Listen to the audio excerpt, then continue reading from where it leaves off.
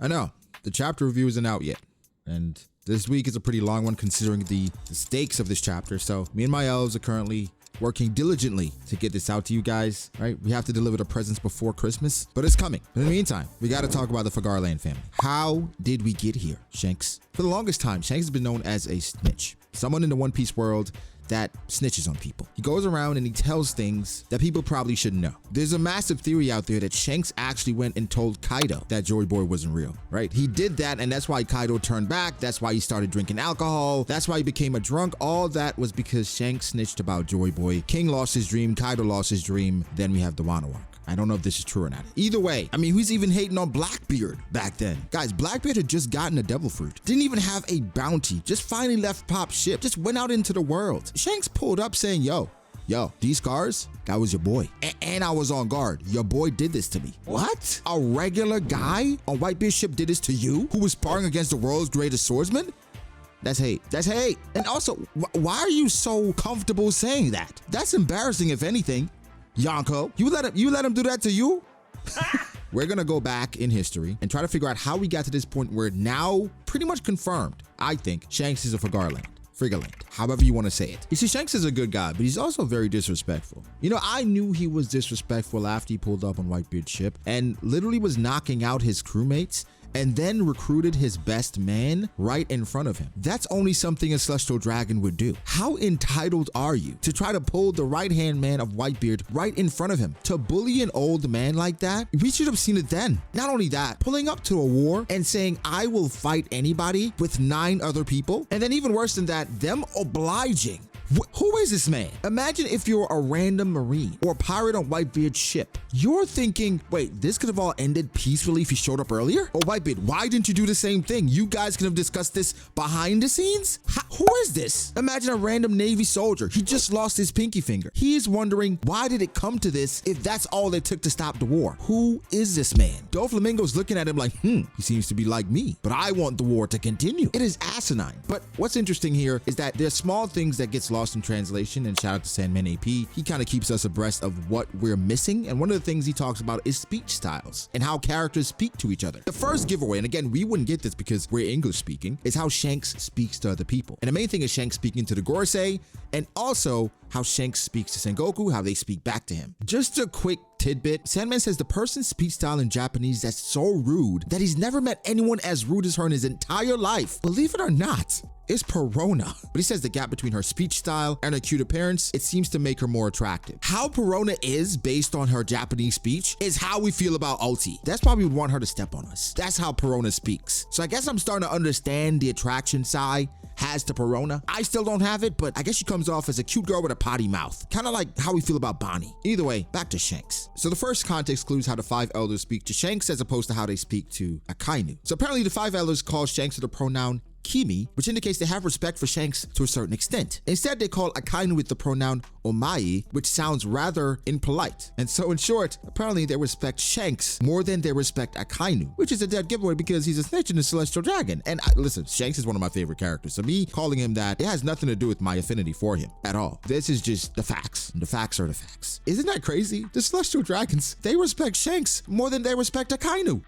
But I guess it makes sense if he's from the Figarland family. I mean, in Film Red, they did say if Uta was a member of the Figarland family, it'd be much more difficult to take her out. Because again, assuming that Ulti was in relation to Shanks. Another context clue that Shanks was a different breed is how he spoke to the Celestial Dragons when he pulled up on them, rather the 5 elders. I mean, first off, the Saint Shepherd Jupiter, and I'm gonna say that as a joke going forward, so I know it's Jupiter, but it's Jupiter to you. So Jupiter, he turned his back to Shanks when he pulled up. Just a very disrespectful guy. And he was the one who asked Imu why he made his decision in regards to Lelouchia, so he might be the most diabolical one. We'll see. Oh, that's just his personality. Either way, when Shanks pulled up on them, Shanks showed respect and spoke politely based on the Japanese kanji, where after they agreed to meeting with him or seeing him or speaking to him, he responded by saying, yes, I appreciate that. And in contrast, when he was speaking to Sengoku, he used just a casual thank you. So he seems to be a lot more cordial with the Celestial Dragons, or rather the Elder Stars, than he is with Sengoku, which makes a ton of sense if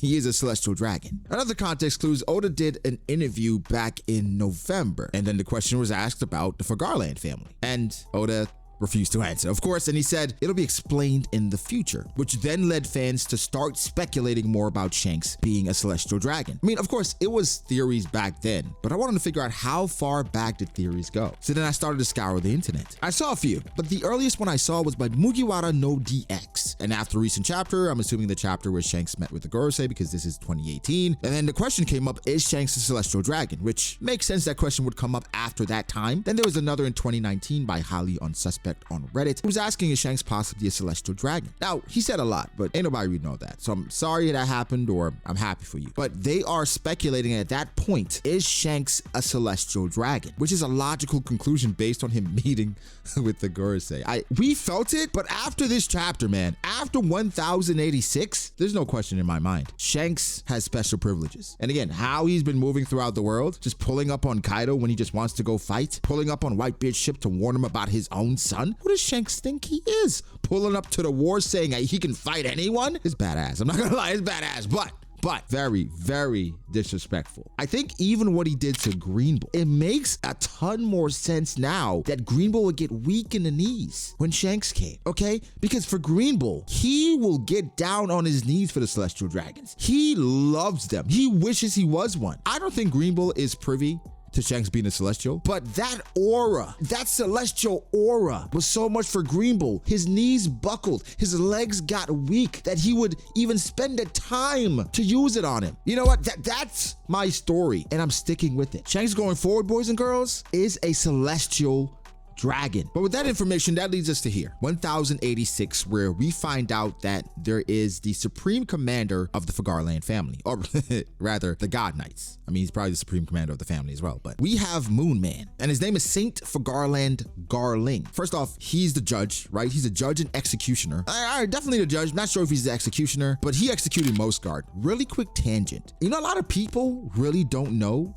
that Mostguard is a Don Quixote. It's something that is known, but it's not something that crosses your mind all the time. He's a Don Quixote. It is funny. The Don Quixote family has produced the two pretty decent celestial dragons in Homing and Mostguard, but then has also produced, well, you know what? Three, Mostguard, Homing, and Corazon, but has produced the worst one that we know of in existence in Doflamingo. The Don Quixote family, I expect another good one to rise because they're shooting well from the field. Corazon, Homing, and Mostguard, they have decent people within that family. But then you have Doflamingo, so it offsets everything, right? But what is the significance of Saint Figarland Garling? His existence in the first place is not something we ever knew of, because Oda is pulling characters out of a hat at this point and saying, all right, it seems a little uneven. Let me introduce more characters because they have some significance. You guys by now have probably heard about the Whitebeard and him probably scarring Whitebeard theory, but what about this perspective? Because I'm not sure if you've heard this. This guy's from God Valley, the former king from God Valley. God Valley, that is a very long time ago, where Roger and Garp and those guys pulled up. I'm going to assume this guy could be the Sengoku or even the Kong of the Holy Knights. So more than likely, there probably is a stronger, younger fighter in the God Knights because he has to be a relic from the past. I'm assuming he has to be in his 70s, probably 80s, close to that. I don't think he is still the strongest fighter, but it's kind of like how I don't think Garp is the strongest Marine currently. They has someone like a Kainu. Yo, even going back and looking at the silhouettes, it does not look like Garling at all. It doesn't look like him. We don't have the hairstyle. The guy in the back looks more like him. Garling might not even be the one at the front. We don't know. Oda may just change based on how he feels, but that silhouette does not match what we know about Garling or what we see from Garling at all. Am I tripping? So that means this guy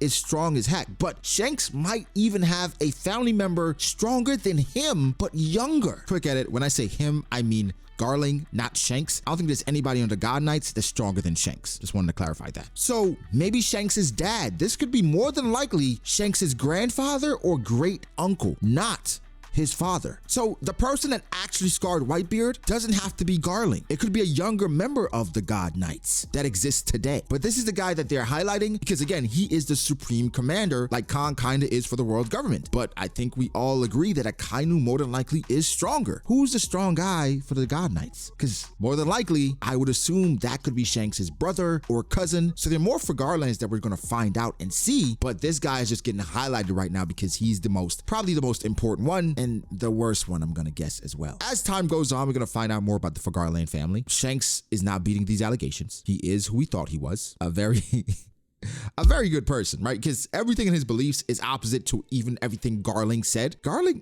yo, Garling is funny, man. You know what? It's crazy because I'm not upset at celestial dragons. I understand why they feel the way they do, because apparently they go about life assuming, because essentially they have the blood of the creators of this world. They say the world, but when we say this world, the world that was manifested by Emu and the Gorosei. Well, Emu for the most part, and the 20 or the 19 of the 20 kings. Something I was thinking about as well. Do you know how difficult it is for the celestial dragons when they're introduced at the Celestial Dragon Festival or the Tenryubito Festival? And it's like 19 of the first 20 kings. They're like, it could have been 2020, but that damn Nefertari Lily. We could have had the 20 out of 20, but it's like 19 of the first 20. I'm sure they hate that. Either way, they walk around because they have the blood of the creators. And so, yo, they kicked Homing out of heaven because he dared to compare himself to regular people, to actual humans. Garling saying anyone who protects scum is lower than the scum they protect. It's such a hilarious twist on what the hell Shanks does. Shanks having a conversation with these people is up there for me with Dragon having a conversation with Garp. I want to know how these conversations go. First off, did Shanks text them, right? Did Shanks text Garling and say, hey, I want to talk to Jupiter. I got to talk to Jupiter. There's a pirate out here that I got to tell Jupiter about. Yeah, he can bring Mars and Saturn and those guys as well. I don't really care for Venus Jiro because he stole my boy's sword, okay? He stole my boy's sword from Wano. I know he did it. Either way, I got to talk to Jupiter and those boys about this pirate. But now, knowing Shanks's lineage and Shanks's history, or pretty much assuming it, who is this pirate that Shanks had to go warn these guys about? Every chapter that comes out that gives us some information about the referee, I'm like, this might give us a closer answer or better prepare us for who this might. It doesn't. I don't feel any more confident about who this person is than when Oda revealed it to us back in chapter 907, 906. Guys, Shanks is a Figarland, and that's going to circulate for the next 5 weeks, so just get used to it. As far as their strength, though, because I know some people are worried about that, maybe we should save that for the God Valley fanfic. I think it's relatively easy to assume that they're close to the Admirals, or the top tiers of the God Knights are close to the Admirals. The giveaway isn't necessarily because they're God Knights, right? Because even if they were Devil Knights, I would not assume that. The giveaway is Dragon's worry about them and what they do. He was like, well, the God Knights are about to move, and this makes things extremely difficult. That's what worries me about their strength. And again, these are the judge and presumably the executioners of the Celestial Dragons. Like I mentioned before, I mentioned in a video 7 years ago, I said the Celestial Dragons must have strong people within their ranks because they have access to all the resources, whatever devil fruit they might want, whatever sword they might want. For the most part, they have a want or need, they can carry it out. Now, they can't ask for a Kainu's devil fruit, I don't think. Like, they would say no, right? I'm just going to assume that. But these guys, man, it's almost like an NBA player's kid. All the resources, all the trainers, right? You have a gym in your house. You should have strong people among your ranks. So if I had to lowball it and scale these guys, I would say the top 3 should be around at least the Sabo Ben Beckman guys, right? Around the Admirals. But the strongest one, I would say maybe above the Admirals, the strongest one. Not all of them, maybe around a Kainu, even a bit weaker. But I'm going to assume the strongest one is around there. And I don't think the strongest one is Garling. If after 85 years, he's still the strongest one, you guys are cooked. You guys are Marie Antoinette. You guys better eat all the cake you can because it is over. Heads are going to roll. You're 80 years old, you're still the strongest in your organization? Listen. I don't think any of them are stronger than Nyanko. I don't. I think privilege could deter growth. One of the best things to happen to Shanks was being cast away by his dad or whomever in God Valley and being found by the Roger Pirates. It set him up on a path to success. Like going through all those difficult trials, it set Shanks up to be powerful, but I wonder how much of that is embedded in him, in his lineage. I mean, a relative, for the most part, is the supreme commander of the God Knights, so there's some talent built in there. Now, for the longest time, you thought Shanks was just a nobody, somebody that just built himself up from his bootstraps, nothing special about him. Shanks is from one of the more prestigious bloodlines in One Piece. Does that take away from him? Not necessarily, because it seems like he doesn't really care about that. Look at how he carries himself and the people that he has around him. He's just Shanks. But either way, that's how we got here. Throughout the years, that's how we got to this point where Shanks is now, I think, confirmed a Figarland. Guys, how do we feel? If it makes you feel good, you guys sub to the channel. Like as well. Catch you in the next one. Peace.